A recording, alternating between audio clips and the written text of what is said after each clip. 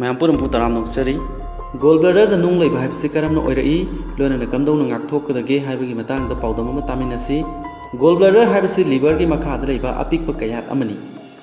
मसिना bile तुंगसिनदुना अमदी small intestine दा अमुक थादोक्तुना साब तुमहनबदा mateang पांगी कोलेस्टेरोल बिलिरुबिन अमदी बाइल सोल्ट ना चिंबा मसल कयाना पुनसिलगा सेंबा बाइल असि लिवर ना थादोरकपनी गोलस्टोन गोल ब्लडर दा मपंग ओइबा पोषक खर लेरकपबु गोलस्टोन ना जगा नुंग लेबा हाइना खंगनै बाइल दे याव कोलेस्टेरोल अमदी पिगमेंट सिंग करिगुम कांदा कंसिलकपदगी नुंग ओइरकपनी गोलस्टोन की मरोइबा मखल अनि लै कोलेस्टेरोल स्टोन्स येंगबदा हंगाम पान नत्रगा संबाना मचुनी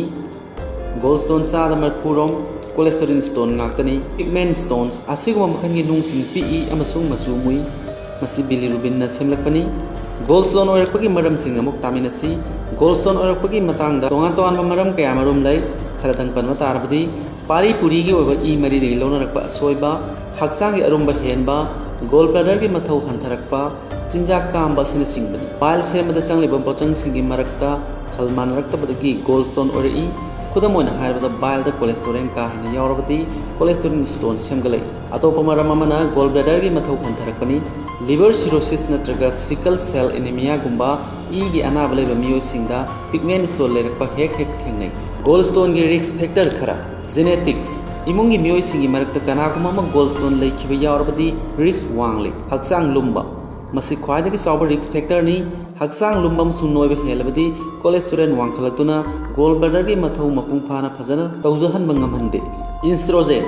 हार्मोन मखल असिना कोलेस्टेरोल वांखलहनबगा लोइना गोल ब्लडर की मथौ हंथहली मिरोनदनबा गुली चाबसिंग नत्रगना हार्मोन रिप्लेसमेंट थेरापी चथबा नुपीसिंगदा इंस्ट्रोजेन वांखलकपगा लोइना गोलस्टोन ओइरकनबगी रिस्क वांगहली नुपीसिंग अमसुंग अहल ओइरबा मियोइसिंगदा गोलस्टोन की केस तोइना थेंगनै कोलेस्टेरोल हंथनबा हिदाक मखल खरना बाइल दा कोलेस्टेरोल की चांग वांखलहंदुना कोलेस्टेरोल स्टोन ओइरकनबगी रिस्क हेंगलहली डायबिटीज लेबा मियोइसिंग ट्राइग्लाइसराइड की चांग वांगनबा मरमना गोलस्टोन की रिस्क वांगी